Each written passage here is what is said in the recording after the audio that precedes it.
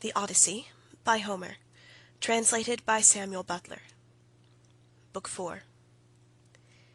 They reached the low-lying city of Lacedaemon then, where they strove straight to the abode of Menelaus, and found him in his own house, feasting with his many clansmen in honour of the wedding of his son, and also of his daughter, whom he was marrying to the son of that valiant warrior Achilles.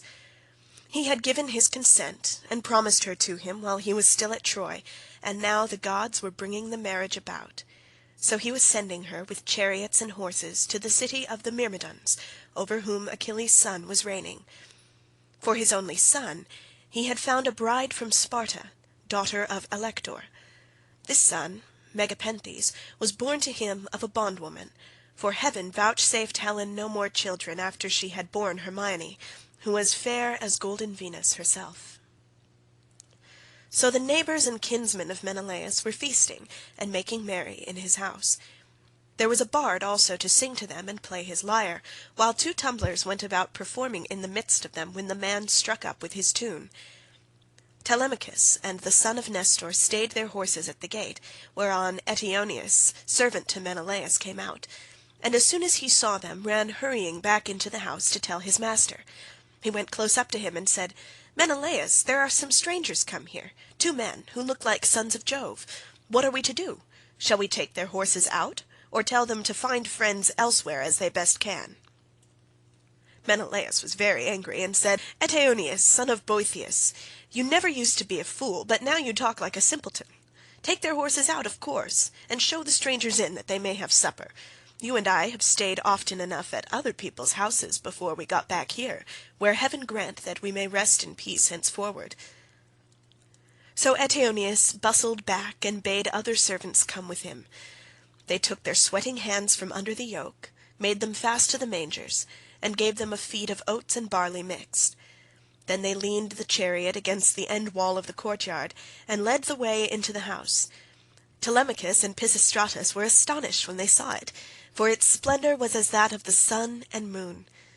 Then, when they had admired everything to their hearts' content, they went into the bathroom and washed themselves. When the servants had washed them and anointed them with oil, they brought them woollen cloaks and shirts, and the 2 took their seats by the side of Menelaus. A maidservant brought them water in a beautiful golden ewer, and poured it into a silver basin for them to wash their hands, and she drew a clean table beside them. An upper servant brought them bread, and offered them many good things of what there was in the house, while the carver fetched them plates of all manner of meats and set cups of gold by their side. Menelaus then greeted them, saying, "Fall to, and welcome. When you have done supper, I shall ask you who you are, for the lineage of such men as you cannot have been lost. You must be descended from a line of sceptre-bearing kings, for poor people do not have such sons as you are."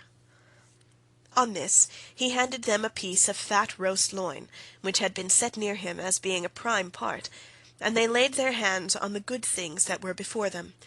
As soon as they had had enough to eat and drink, Telemachus said to the son of Nestor, with his head so close that no one might hear, "Look, Pisistratus, man after my own heart, see the gleam of bronze and gold, of amber, ivory, and silver. Everything is so splendid that it is like seeing the palace of Olympian Jove. I am lost in admiration." Menelaus overheard him and said, "No one, my sons, can hold his own with Jove, for his house and everything about him is immortal. But among mortal men, well, there may be another who has as much wealth as I have, or there may not, but at all events I have travelled much and undergone much hardship, for it was nearly 8 years before I could get home with my fleet. I went to Cyprus, Phoenicia, and the Egyptians. I went also to the Ethiopians, the Sidonians, and the Erembians, and to Libya, where the lambs have horns as soon as they are born, and the sheep lamb down 3 times a year. Every one in that country, whether master or man, has plenty of cheese, meat, and good milk, for the ewes yield all the year round.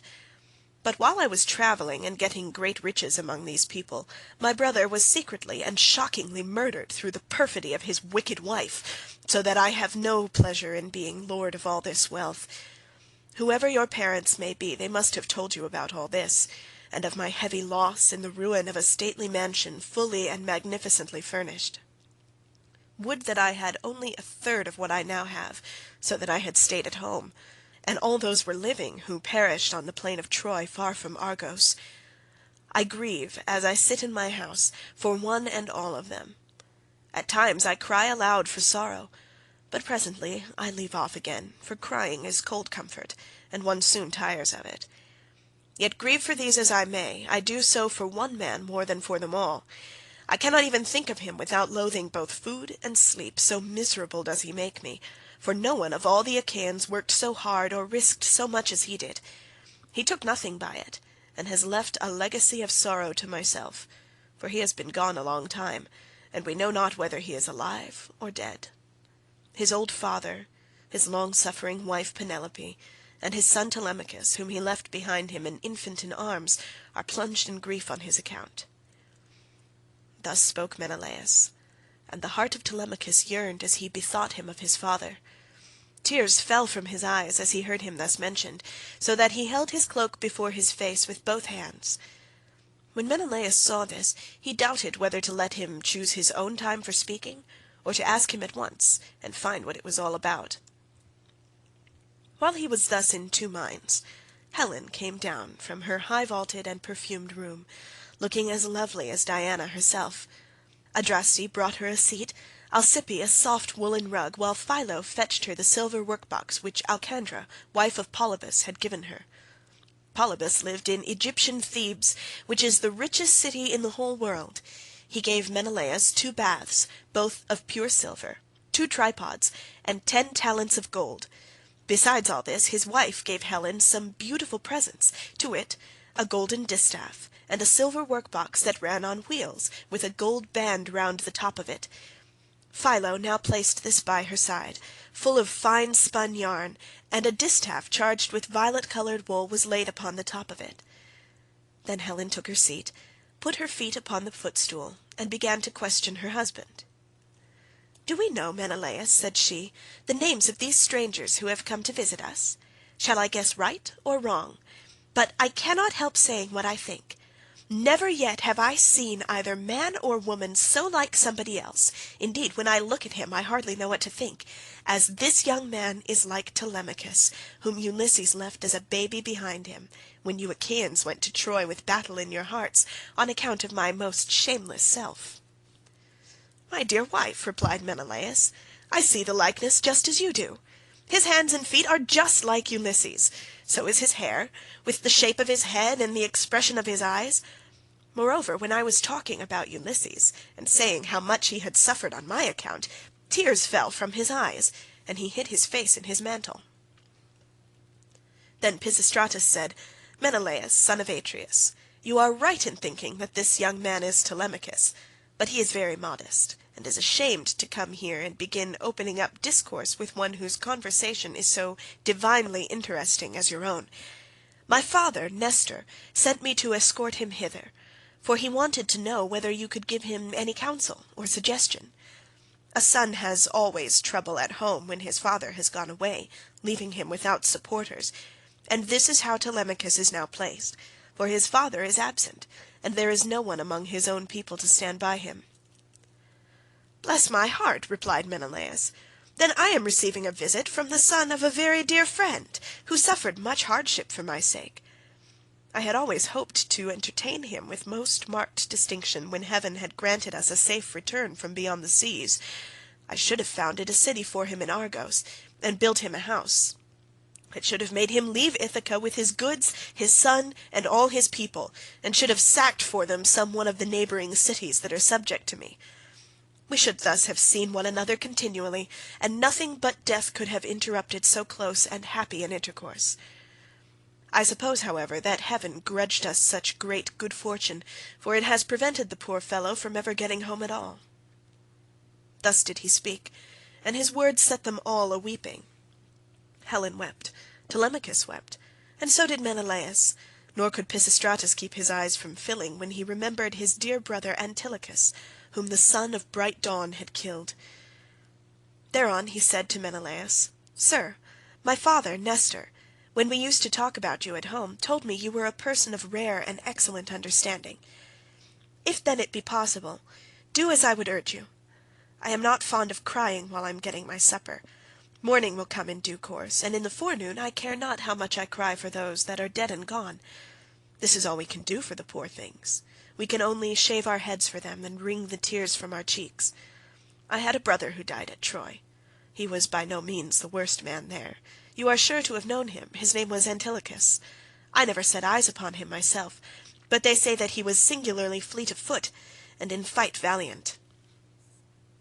"Your discretion, my friend," answered Menelaus, "is beyond your years. It is plain you take after your father. One can soon see when a man is a son to one whom heaven has blessed both as regards wife and offspring, and it has blessed Nestor from first to last all his days, giving him a green old age in his own house, with sons about him who are both well disposed and valiant. We will put an end therefore to all this weeping, and attend to our supper again. Let water be poured over our hands. Telemachus and I can talk with one another fully in the morning." On this Asphalion, one of the servants, poured water over their hands, and they laid their hands on the good things that were before them. Then Jove's daughter Helen bethought her of another matter. She drugged the wine with an herb that banishes all care, sorrow, and ill humour. Whoever drinks wine thus drugged cannot shed a single tear all the rest of the day, not even though his father and mother both of them drop down dead, or he sees a brother or a son hewn in pieces before his very eyes. This drug, of such a sovereign power and virtue, had been given to Helen by Polydamna, wife of Thon, a woman of Egypt, where there grow all sorts of herbs, some good to put into the mixing bowl, and others poisonous. Moreover, every one in the whole country is a skilled physician, for they are of the race of Paeon. When Helen had put this drug in the bowl, and had told the servants to serve the wine round, she said, "Menelaus, son of Atreus, and you, my good friends, son of honourable men, which is as Jove wills, for he is the giver both of good and evil, and can do what he chooses. Feast here as you will, and listen while I tell you a tale in season. I cannot indeed name every single one of the exploits of Ulysses, but I can say what he did when he was before Troy, and you Achaeans were in all sorts of difficulties. He covered himself with wounds and bruises, dressed himself all in rags, and entered the enemy's city looking like a menial or a beggar, and quite different from what he did when he was among his own people. In this disguise he entered the city of Troy, and no one said anything to him. I alone recognized him, and began to question him, but he was too cunning for me. When, however, I had washed and anointed him, and had given him clothes, and after I had sworn a solemn oath not to betray him to the Trojans till he had got safely back to his own camp and to the ships, he told me all that the Achaeans meant to do. He killed many Trojans, and got much information before he reached the Argive camp, for all which things the Trojan women made lamentation. But for my own part I was glad, for my heart was beginning to moan after my home, and I was unhappy about wrong that Venus had done me in taking me over there, away from my country, my girl, and my lawful wedded husband, who is indeed by no means deficient either in person or understanding." Then Menelaus said, "All that you have been saying, my dear wife, is true. I've travelled much, and have had much to do with heroes, but I have never seen such another man as Ulysses. What endurance, too, and what courage he displayed within the wooden horse, wherein all the bravest of the Argives were lying in wait to bring death and destruction upon the Trojans. At that moment you came up to us. Some god who wished well to the Trojans must have set you on to it, and you had Deiphobus with you. 3 times did you go all round our hiding place and pat it. You called our chiefs each by his own name, and mimicked all our wives. Diomed, Ulysses, and I, from our seats inside, heard what a noise you made. Diomed and I could not make up our minds whether to spring out then and there, or to answer you from inside, but Ulysses held us all in check, so we sat quite still, all except Anticlus, who was beginning to answer you, when Ulysses clapped his 2 brawny hands over his mouth, and kept them there. It was this that saved us all, for he muzzled Anticlus till Minerva took you away again." "How sad," exclaimed Telemachus, "that all this was of no avail to save him, nor yet his own iron courage. But now, sir, be pleased to send us all to bed, that we may lie down and enjoy the blessed boon of sleep."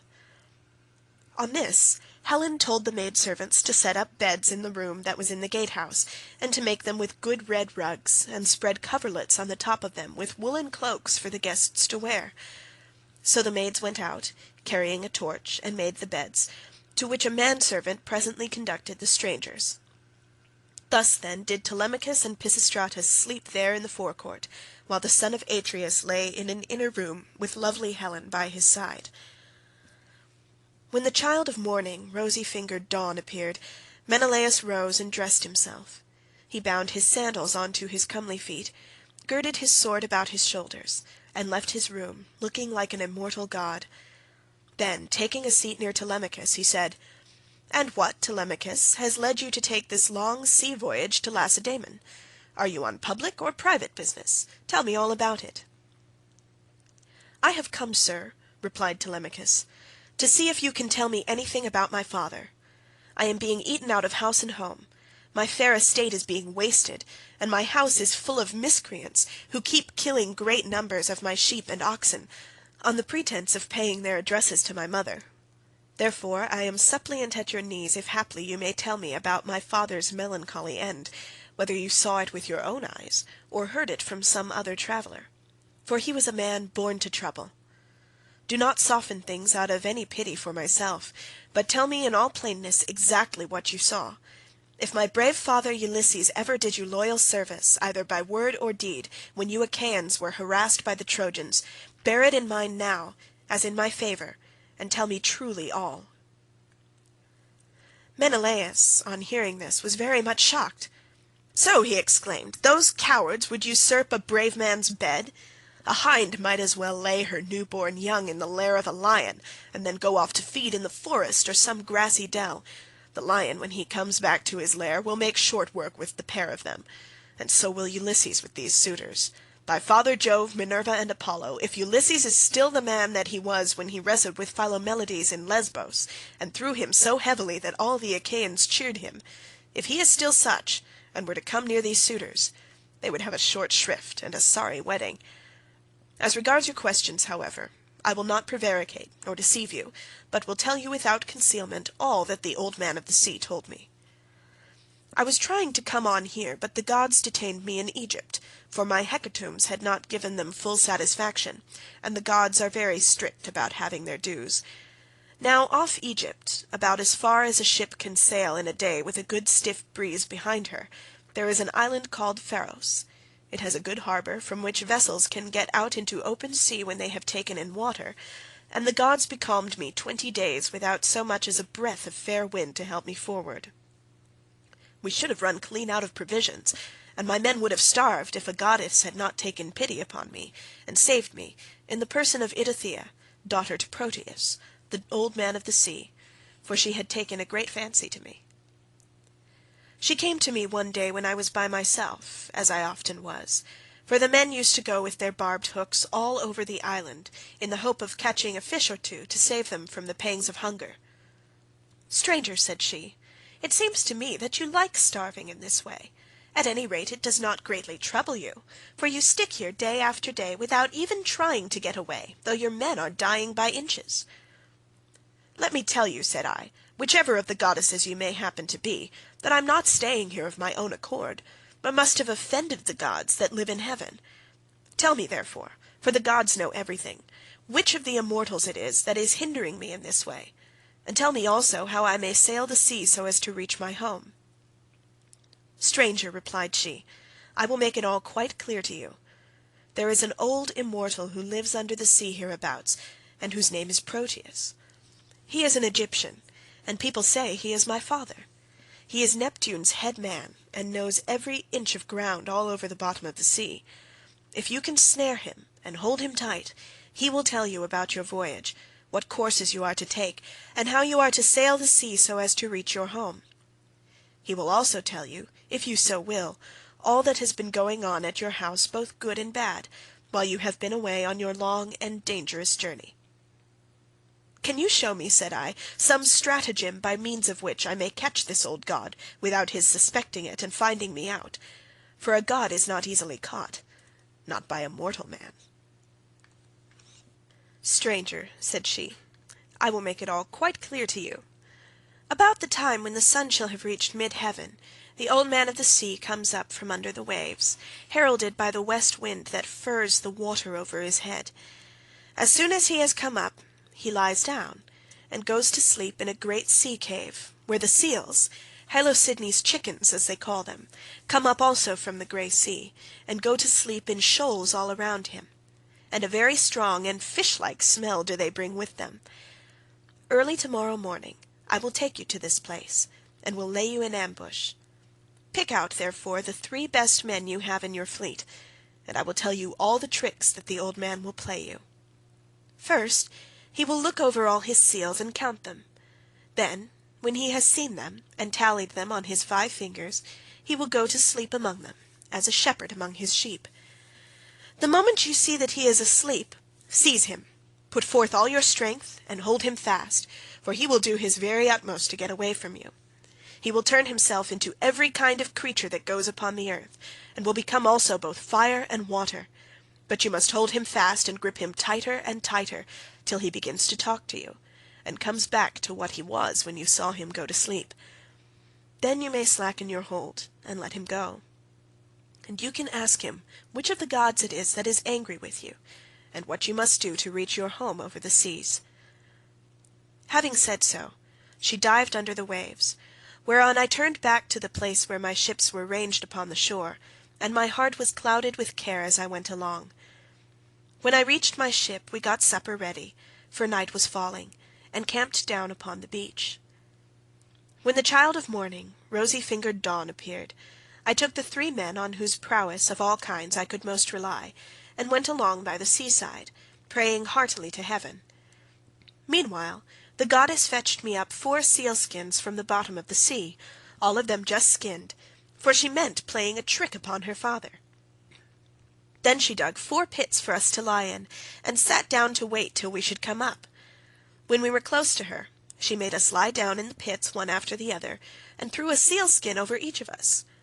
Our ambuscade would have been intolerable, for the stench of the fishy seals was most distressing. Who would go to bed with a sea monster if he could help it? But here too the goddess helped us, and thought of something that gave us great relief, for she put some ambrosia under each man's nostrils, which was so fragrant that it killed the smell of the seals. We waited the whole morning, and made the best of it, watching the seals come up in hundreds to bask upon the seashore, till at noon the old man of the sea came up too, and when he had found his fat seals, he went over them and counted them. We were among the first he counted, and he never suspected any guile, but laid himself down to sleep as soon as he had done counting. Then we rushed upon him with a shout and seized him, on which he began at once with his old tricks, and changed himself first into a lion with a great mane.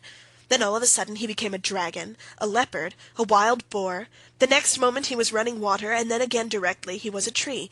But we stuck to him and never lost hold, till at last the cunning of the old creature became distressed, and said, "Which of the gods was it, son of Atreus, that hatched this plot with you for snaring me and seizing me against my will? What do you want?" "You know that yourself, old man," I answered. "You will gain nothing by trying to put me off. It is because I have been kept so long in this island, and see no sign of my being able to get away. I am losing all heart. Tell me then, for you gods know everything, which of the immortals it is that is hindering me, and tell me also how I may sail the sea so as to reach my home." Then he said, "If you would finish your voyage and get home quickly, you must offer sacrifices to Jove and to the rest of the gods before embarking, for it is decreed that you shall not get back to your friends and to your own house till you have returned to the heaven-fed stream of Egypt and offered holy hecatombs to the immortal gods that reign in heaven. When you have done this, they will let you finish your voyage." I was broken-hearted when I heard that I must go back all that long and terrible voyage to Egypt. Nevertheless I answered, "I will do all, old man, that you have laid upon me. But now tell me, and tell me true, whether all the Achaeans whom Nestor and I left behind us when we set sail from Troy have got home safely, or whether any one of them came to a bad end, either on board his own ship, or among his friends when the days of his fighting were done." "Son of Atreus," he answered, "why ask me? You had better not know what I can tell you, for your eyes will surely fill when you have heard my story. Many of those about whom you ask are dead and gone, but many still remain, and only 2 of the chief men among the Achaeans perished during their return home. As for what happened on the field of battle, you were there yourself. A 3rd Achaean leader is still at sea, alive, but hindered from returning. Ajax was wrecked, for Neptune drove him on to the great rocks of Gyrae. Nevertheless, he let him get safely out of the water, and in spite of all Minerva's hatred, he would have escaped death, if he had not ruined himself by boasting. He said the gods could not drown him, even though they had tried to do so, and when Neptune heard this large talk, he seized his trident in his 2 brawny hands and split the rock of Gyrae in 2 pieces. The base remained where it was, but the part on which Ajax was sitting fell headlong into the sea and carried Ajax with it. So he drank salt water and was drowned.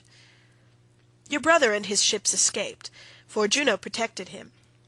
But when he was just about to reach the high promontory of Malea, he was caught by a heavy gale which carried him out to sea again, sorely against his will, and drove him to the foreland where Thyestes used to dwell, but where Aegisthus was then living.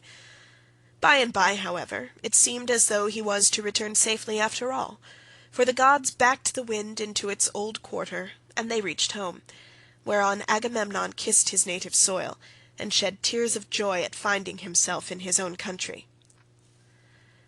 Now there was a watchman whom Aegisthus kept always on the watch, and to whom he had promised 2 talents of gold.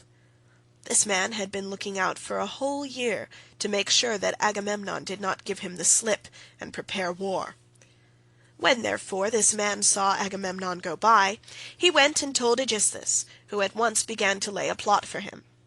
He picked 20 of his bravest warriors and placed them in ambuscade on one side of the cloister, while on the opposite side he prepared a banquet. Then he sent his chariots and horsemen to Agamemnon, and invited him to the feast, but he meant foul play. He got him there, all unsuspicious of the doom that was awaiting him, and killed him when the banquet was over, as though he were butchering an ox, in the shambles. Not one of Agamemnon's followers was left alive, nor yet one of Aegisthus, but they were all killed there in the cloisters. Thus spoke Proteus, and I was broken-hearted as I heard him. I sat down upon the sands and wept. I felt as though I could no longer bear to live, nor look upon the light of the sun. Presently, when I had had my fill of weeping and writhing upon the ground, the old man of the sea said, "Son of Atreus, do not waste any more time in crying so bitterly. It can do no manner of good. Find your way home as fast as ever you can, for Aegisthus be still alive, and even though Orestes has beforehand with you in killing him, you may yet come in for his funeral." On this I took comfort in spite of all my sorrow, and said, "I know then about these 2. Tell me, therefore, about the 3rd man of whom you spoke. Is he still alive but at sea, and unable to get home? Or is he dead? Tell me, no matter how much it may grieve me." "The 3rd man," he answered, "is Ulysses, who dwells in Ithaca. I can see him in an island, sorrowing bitterly in the house of the nymph Calypso, who is keeping him prisoner, and he cannot reach his home, for he has no ships nor sailors to take him over the sea. As for your own end, Menelaus, you shall not die in Argos, but the gods will take you to the Elysian plain, which is at the end of the world. There fair-haired Rhadamanthus reigns, and men lead an easier life than anywhere else in the world, for in Elysium there falls not rain, nor hail, nor snow, but Oceanus breathes ever with a west wind that sings softly from the sea, and gives fresh life to all men. This will happen to you, because you have married Helen, and are Jove's son-in-law." As he spoke, he dived under the waves, whereon I turned back to the ships with my companions, and my heart was clouded with care as I went along. When we reached the ships we got supper ready, for night was falling, and camped down upon the beach. When the child of morning, rosy-fingered Dawn appeared, we drew our ships into the water, and put our masts and sails within them.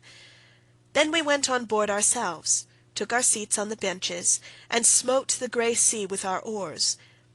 I again stationed my ships in the heaven-fed stream of Egypt, and offered hecatombs that were full and sufficient. When I had thus appeased heaven's anger, I raised a barrow to the memory of Agamemnon, that his name might live for ever. After which I had a quick passage home, for the gods sent me a fair wind. And now for yourself.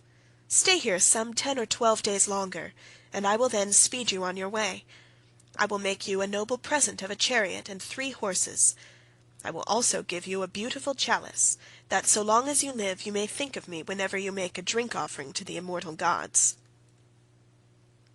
"Son of Atreus," replied Telemachus, "do not press me to stay longer.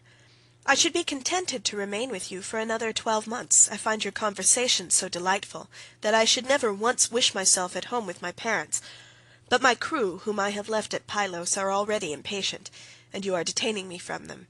As for any present you may be disposed to make me, I had rather that it should be a piece of plate. I will take no horses back with me to Ithaca, but will leave them to adorn your own stables, for you have much flat ground in your kingdom where lotus thrives, as also meadowsweet, and wheat and barley, and oats with their white and spreading ears, whereas in Ithaca we have neither open fields nor race courses, and the country is more fit for goats than horses, and I like it the better for that. None of our islands have much level ground, suitable for horses, and Ithaca least of all." Menelaus smiled, and took Telemachus's hand within his own. "What you say," said he, "shows that you come of good family. I both can and will make this exchange for you, by giving you the finest and most precious piece of plate in all my house. It is a mixing bowl by Vulcan's own hand, of pure silver, except the rim, which is inlaid with gold. Phaedimus, king of the Sidonians, gave it me in the course of a visit which I paid him when I returned thither on my homeward journey. I will make you a present of it." Thus did they converse, and guests kept coming to the king's house. They brought sheep and wine, while their wives had put up bread for them to take with them, so they were busy cooking their dinners in the courts. Meanwhile the suitors were throwing discs or aiming with spears at a mark on the levelled ground in front of Ulysses' house, and were behaving with all their old insolence. Antonius and Eurymachus, who were their ringleaders and much the foremost among them all, were sitting together, when Noman son of Phronius came up and said to Antonius, "Have we any idea, Antonius, on what day Telemachus returns from Pylos? He has a ship of mine, and I want it, to cross over to Elis. I have 12 brood-mares there, with yearling mule foals by their side not yet broken in, and I want to bring one of them over here and break him." They were astounded when they heard this, for they had made sure that Telemachus had not gone to the city of Neleus. They thought he was only away somewhere on the farms, and was with the sheep or the swineherd. So Antonius said, "When did he go? Tell me truly, and what young men did he take with him? Were they freemen or his own bondsmen? For he might manage that too. Tell me also, did you let him have the ship of your own free will because he asked you, or did he take it without your leave?" "I lent it him," said Noman. "What else could I do, when a man of his position said he was in a difficulty, and asked me to oblige him? I could not possibly refuse. As for those who went with him, they were the best young men we have, and I saw Mentor go on board as captain, or some god who was exactly like him. I cannot understand it, for I saw Mentor here myself yesterday morning, and yet he was then setting out for Pylos." Noman then went back to his father's house, but Antonius and Eurymachus were very angry. They told the others to leave off playing, and to come and sit down along with themselves. When they came, Antonius son of Eupeithes spoke in anger. His heart was black with rage, and his eyes flashed fire as he said, "Good heavens, this voyage of Telemachus is a very serious matter. We had made sure that it would come to nothing, but the young fellow has got away in spite of us, and with a picked crew too. He will be giving us trouble presently. May Jove take him before he is full grown. Find me a ship, therefore, with a crew of 20 men, and I will lie in wait for him in the straits between Ithaca and Samos. He will then rue the day that he set out to try and get news of his father." Thus did he speak, and the others applauded his saying. They then all of them went inside the buildings. It was not long ere Penelope came to know what the suitors were plotting, for a manservant, Medon, overheard them from outside the outer court, as they were laying their schemes within, and went to tell his mistress. As he crossed the threshold of her room, Penelope said, "Medon, what have the suitors sent you here for? Is it to tell the maids to leave their master's business and cook dinner for them? I wish they may neither woo nor dine henceforward, neither here nor anywhere else, but let this be the very last time, for the waste you all make of my son's estate. Did not your fathers tell you when you were children how good Ulysses had been to them, never doing anything high-handed, nor speaking harshly to anybody? Kings may say things sometimes, and they may take a fancy to one man and dislike another, but Ulysses never did an unjust thing by anybody, which shows what bad hearts you have, and that there is no such thing as gratitude left in this world." Then Medon said, "I wish, madam, that this were all, but they are plotting something much more dreadful now. May heaven frustrate their design. They are going to try and murder Telemachus as he is coming home from Pylos and Lacedaemon, where he has been to get news of his father." Then Penelope's heart sank within her, and for a long time she was speechless. Her eyes filled with tears, and she could find no utterance. At last, however, she said, "Why did my son leave me? What business had he to go sailing off in ships that make long voyages over the ocean like sea-horses? Does he want to die without leaving anyone behind him to keep up his name?" "I do not know," answered Medon, "whether some god sent him on to it, or whether he went on his own impulse to see if he could find out if his father was dead or alive and on his way home." Then he went downstairs again, leaving Penelope in an agony of grief. There were plenty of seats in the house, but she had no heart for sitting on any one of them. She could only fling herself on the floor of her own room and cry; whereon all the maids in the house, both old and young, gathered round her and began to cry too, till at last in a transport of sorrow she exclaimed, "My dears, heaven has been pleased to try me with more affliction than any other woman of my age and country. First I lost my brave and lion-hearted husband, who had every good quality under heaven, and whose name was great over all Hellas and middle Argos, and now my darling son is at the mercy of the winds and waves, without my having heard one word about his leaving home. You hussies, there was not one of you who would so much as think of giving me a call out of my bed, though you all of you very well knew when he was starting. If I had known he meant taking this voyage, he would have had to give it up, no matter how much he was bent upon it, or leave me a corpse behind him, one or other. Now, however, go some of you and call old Dolius, who was given me by my father on my marriage, and who is my gardener. Bid him go at once and tell everything to Laertes, who may be able to hit on some plan for enlisting public sympathy on our side, as against those who are trying to exterminate his own race, and that of Ulysses."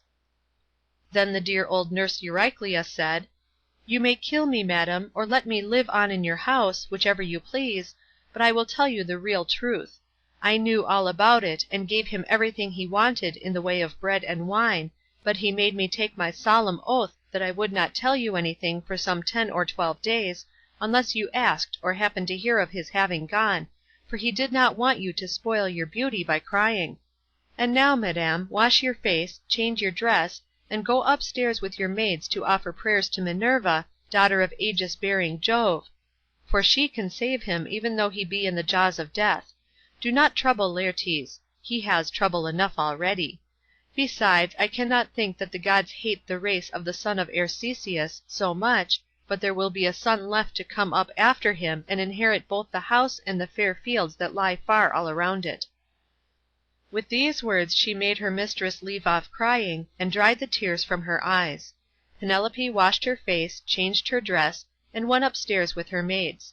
She then put some bruised barley into a basket, and began praying to Minerva. "Hear me," she cried, "daughter of aegis-bearing Jove, unweariable. If ever Ulysses while he was here burned you fat thigh bones of sheep or heifer, bear it in mind now as in my favour, and save my darling son from the villainy of the suitors." She cried aloud as she spoke, and the goddess heard her prayer. Meanwhile the suitors were clamorous throughout the covered cloister, and one of them said, "The queen is preparing for her marriage with one or other of us. Little does she dream that her son has now been doomed to die." This was what they said, but they did not know what was going to happen. Then Antonius said, "Comrades, let there be no loud talking, lest some of it get carried inside. Let us be up and do that in silence, about which we are all of a mind." He then chose 20 men, and they went down to their ship and to the seaside. They drew the vessel into the water, and got her mast and sails inside her. They bound the oars to the thole pins with twisted thongs of leather, all in due course, and spread the white sails aloft, while their fine servants brought them their armour. Then they made the ship fast a little way out, came on shore again, got their suppers, and waited till night should fall. But Penelope lay in her own room upstairs, unable to eat or drink, and wondering whether her brave son would escape, or be overpowered by the wicked suitors. Like a lioness caught in the toils, with huntsmen hemming her in on every side, she thought and thought till she sank into a slumber, and lay on her bed bereft of thought and motion. Then Minerva bethought her of another matter, and made a vision in the likeness of Penelope's sister Ipthime, daughter of Icarius, who had married Eumelus and lived in Pherae. She told the vision to go to the house of Ulysses, and to make Penelope leave off crying, so it came into her room by the hole through which the thong went for pulling the door to, and hovered over her head, saying, "You are asleep, Penelope. The gods who live at ease will not suffer you to weep and be so sad. Your son has done them no wrong, so he will yet come back to you." Penelope, who was sleeping sweetly at the gates of Dreamland, answered, "Sister, why have you come here? You do not come very often, but I suppose that is because you live such a long way off. Am I, then, to leave off crying, and refrain from all the sad thoughts that torture me? I, who have lost my brave and lion-hearted husband, who had every good quality under heaven, and whose name was great over all Hellas and middle Argos, and now my darling son has gone off on board of a ship, a foolish fellow who has never been used to roughing it, nor to going about among gatherings of men. I am even more anxious about him than about my husband. I am all in a tremble when I think of him, lest something should happen to him, either from the people among whom he has gone, or by sea, for he has many enemies who are plotting against him, and are bent on killing him before he can return home." Then the vision said, "Take heart, and be not so much dismayed. There is one gone with him whom many a man would be glad enough to have stand by his side, I mean Minerva. It is she who has compassion upon you, and who has sent me to bear you this message." "Then," said Penelope, "if you are a god or have been sent here by divine commission, tell me also about that other unhappy one. Is he still alive, or is he already dead and in the house of Hades?" And the vision said, "I shall not tell you for certain whether he is alive or dead, and there is no use in idle conversation." Then it vanished through the thong hole of the door, and was dissipated into thin air. But Penelope rose from her sleep refreshed and comforted, so vivid had been her dream. Meantime the suitors went on board and sailed their ways over the sea, intent on murdering Telemachus. Now there is a rocky islet called Asteris, of no great size, in mid-channel between Ithaca and Samos, and there is a harbour on either side of it, where a ship can lie. Here then the Achaeans placed themselves in ambush. Book 5